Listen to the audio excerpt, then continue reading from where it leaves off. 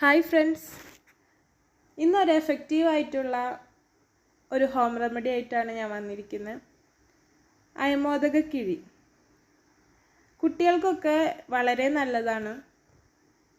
പ്രത്യേകിച്ച് ഇത് കൂടുതൽ ഉപയോഗിക്കുന്നത് ചുമയുള്ള സമയങ്ങളിൽ ഈ കിഴി കുട്ടികൾക്ക് വെച്ച് കൊടുക്കുമ്പോൾ ആ ചുമ നല്ലോണം കുറയും.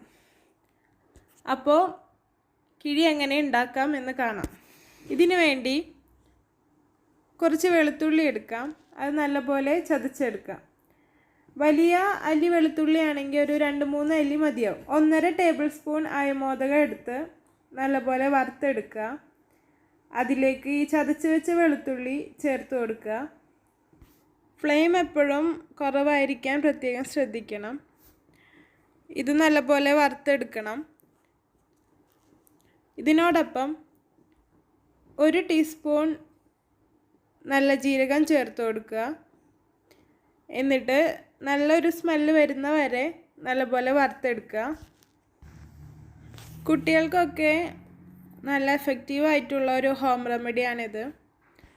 എൻ്റെ കുഞ്ഞിന് ചുമയുള്ള സമയങ്ങളിൽ ഞാൻ ഈ ഒരു റെമഡിയാണ് കൂടുതൽ ഉപയോഗിക്കുന്നത്. ചിലപ്പോൾ അവർ സ്മെല്ല് ചെയ്യാൻ സമ്മതിക്കില്ല. പക്ഷെ അവർ ഉറങ്ങുന്ന ടൈമിൽ അവരുടെ ജസ്റ്റ് അടുത്ത് വെച്ച് കൊടുക്കുകയാണെങ്കിൽ തന്നെ ഇതിൻ്റെ ഒരു മണം കിട്ടുമ്പോൾ കൂടുതലും ഈ ചുമ കുറയുന്നതായിട്ട് കണ്ടിട്ടുണ്ട്. ഇതിപ്പോൾ നല്ലപോലെ മൂത്ത് വന്നിട്ടുണ്ട്. നല്ലൊരു സ്മെല്ലും വരുന്നുണ്ട്. ഈ ഒരു സ്മെല്ല് കേൾക്കുമ്പോൾ തന്നെ നമുക്കും ഒരു ആവിയൊക്കെ പിടിക്കുമ്പോൾ ഉള്ള ഒരു പ്രതീതിയാണ്. അപ്പോൾ ഇനി ഇത് നമുക്ക് കിഴിയിലോട്ട് മാറ്റാം. അപ്പോൾ ഈ ഒരു ഹോം റെമഡി എല്ലാവർക്കും ഹെൽപ്ഫുള്ളാവുമെന്ന് വിശ്വസിക്കുന്നു. അതേപോലെ തന്നെ എൻ്റെ ചാനൽ സബ്സ്ക്രൈബ് ചെയ്യാത്തവരുണ്ടെങ്കിൽ സബ്സ്ക്രൈബ് ചെയ്യുക.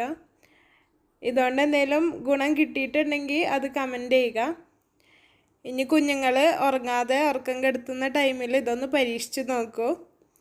അപ്പോൾ പുതിയൊരു വീഡിയോ ആയിട്ട് കാണുന്നത് വരെ ബൈ ബൈ.